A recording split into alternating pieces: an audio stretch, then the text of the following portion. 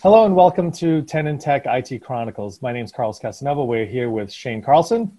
Hello. And Kirsty McGowan. Hi there, Carlos. Hey, Kirsty. And we're here with Mark Kennedy from Celtx today. Welcome, Mark. Welcome to you. Thanks very much.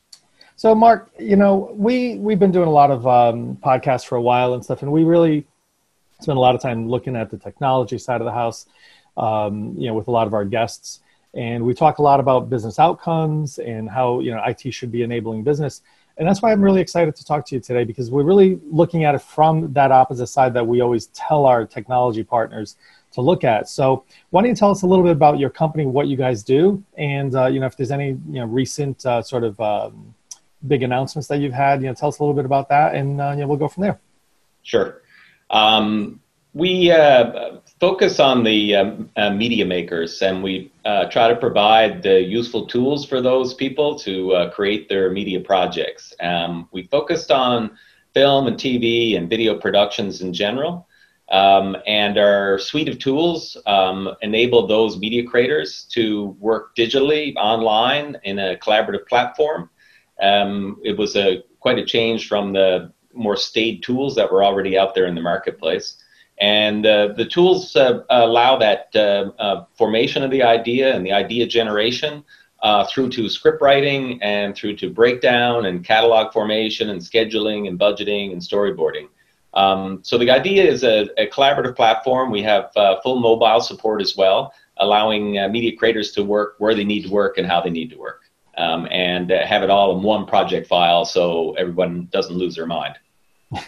That's really actually pretty in line with what I think we're seeing across all of kind of the media production that changing as an industry. I mean, you're seeing the kind of the centralization through large media powerhouses, that entire balance shifting and full distribution of that to kind of individual creators. How do you guys see your tools and the things that you're doing kind of enabling that new movement towards individuals, literally sitting in an office in their house, creating and producing and putting things out there on the YouTubes, the Netflix, all the things that are out there in the world today? Yeah, when we started and we looked at this space, it was of keen interest to myself and my co-founder, Chad House. And the more we looked at the whole media creation process, the more apparent it became that the early phases of the process, what's often referred to as pre-production, had been kind of ignored by most of the technology companies. Lots of innovation taking place in post-production with green screen techniques and all the special effects software. There was lots of new video editing suites that were hitting the market that were massively disruptive to what was already out there. But when you look down at the early phases, it was still largely stuck in the horse and buggy days. So, being too green to burn, we thought, well, we'll solve that problem nice and easy. And in we went. We had no idea really how difficult the problem was going to solve. But you get 3 years in, it's too late to turn around. You just got to keep going. But, we knew that there was a solution here for people, and that eventually the industry would see that they needed to change their workflows and their approach to media creation in order to obtain these efficiencies.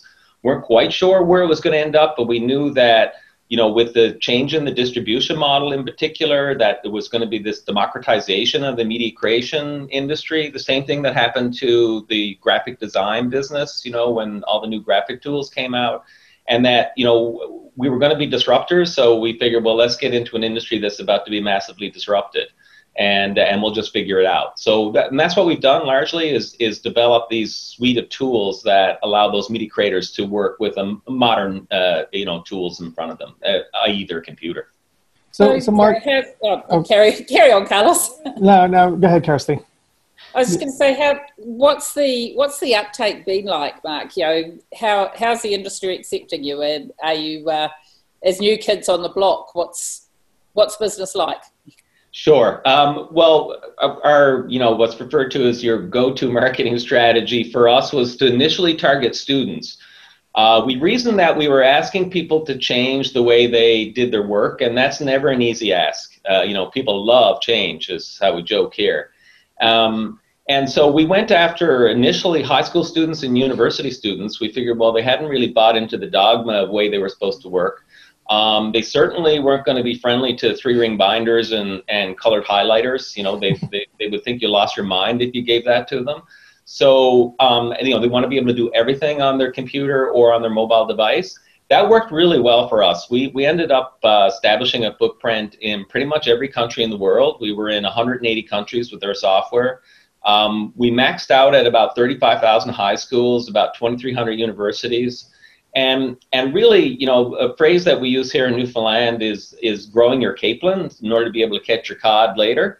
So, you know, we knew these students would eventually, you know, move on, many of them, into the industry itself. And there was no way they were going to go back to, you know, using tablets and stone tools. They were going to want to continue to use these modern approaches. And that's really worked well for us. Over the years, we've seen this gradual sort of adoption taking place the higher up the vertical that you go. And you know, moving from students, and then we saw these small indie productions take to the tool. And then there were sort of like the mid-market players who were professional video production companies, you know, maybe 20, 30 people. They had some thematic project that they were doing, but, you know, that often doesn't pay the bills, so they'd also do some commercial work. And then we saw professional advertising agencies starting to adopt the platform in order to make their own video productions, because that was one of the macro trends that we benefited from. Everyone started holding everything in-house. There was much, you know, fewer sort of instances of an advertising agency outsourcing everything. They started to create their own video production companies.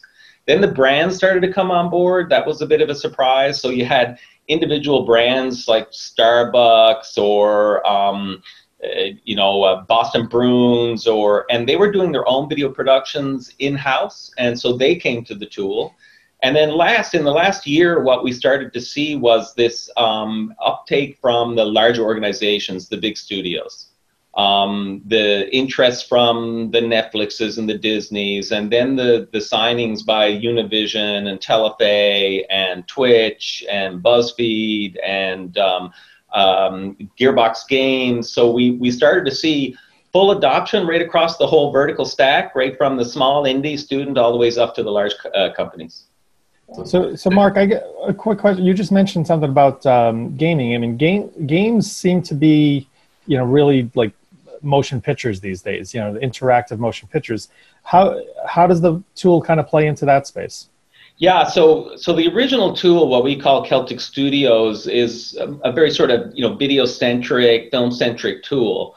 But we always had on our radar the gaming industry because we knew that it was grappling with a lot of the similar issues with trying to get a collaboration going on video game development. And they were, you know, relying on a whole suite of tools, often very ill-suited to the pursuit. A lot of it was still paper, a lot of index cards up on boards and, you know, back and forth.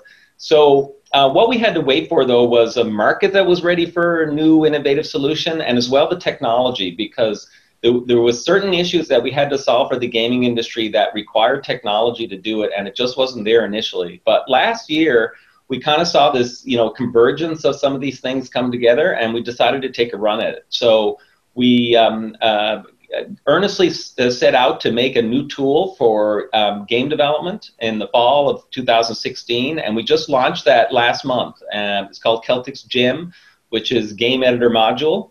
And the key thing that it does is it enables interactive dialogue.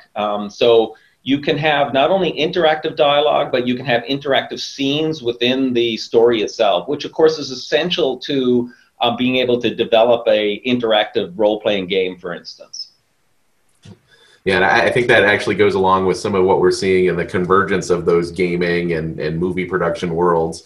You know, we're seeing a lot of interplay between those, and I suspect, based off a lot of the things I've been reading about it, that we're going to see more and more of that. You know, as games become more immersive experiences, you know, and bring in other people and other elements of the movie universes and things, I think we're going to see a lot more convergence and a lot more of this higher production value going into these games. So. And there's an expectation that's being, you know, created within the audience, the people that are sort of consuming this media, and if they're coming from the gaming space, they have an expectation of having some interactivity with the story that, you know, they're being told and that they're participating in. And you can see that now spilling into the video production and the film and TV shows. There's a number of the larger players. Netflix has announced it, and Disney has announced it, of interactive movies or interactive TV shows, right? Back to the pick your ending, which was, kicking around decades ago, really, but never really went anywhere because I don't think the technology was there to support these sort of concepts. But yep. Clearly they see that they've got to provide an interactive experience for these consumers in order to really hold their attention. And it's the gaming industry that's been leading the way on that. So this new editor that we've created is really seems to be striking a chord with the game developers themselves, because it provides them with a set of tools that up to now they've been lacking, and they've really had to struggle in order to create these complex interactive storylines using tools that, as I said, weren't suited to do that. But GEM really gives it to them right there on the spot.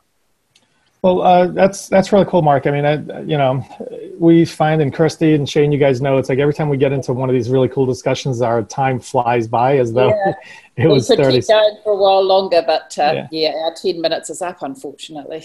Yeah. So, Mark, definitely look forward to seeing how you guys go. I mean, one quick question, if we can do it in 30 seconds or less, and they always kill me on this when we're trying to wrap up. Is this sort of a self-driven, self-educated tool? Is it something that like any person can pick up?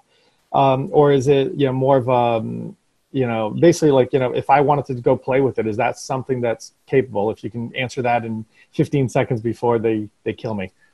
Yeah, no problem. Yes. We rely on word of mouth. So for most of our inbound, so we had to provide a tool that was hopefully as intuitive as we could make it to self-learn. So it's all designed around you coming to our website, registering, and then dropping right into our product, and then being able to play around with it in a 15-day free trial so that you can try to figure it out. And a lot of people do. So that's what we really strive towards. Awesome.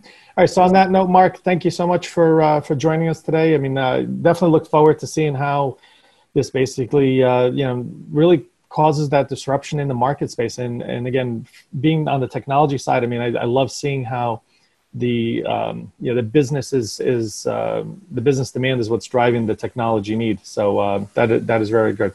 Thank you again, Mark, for your time, and look forward to seeing how you guys make out. Thanks, Mark. Thanks very much, everybody.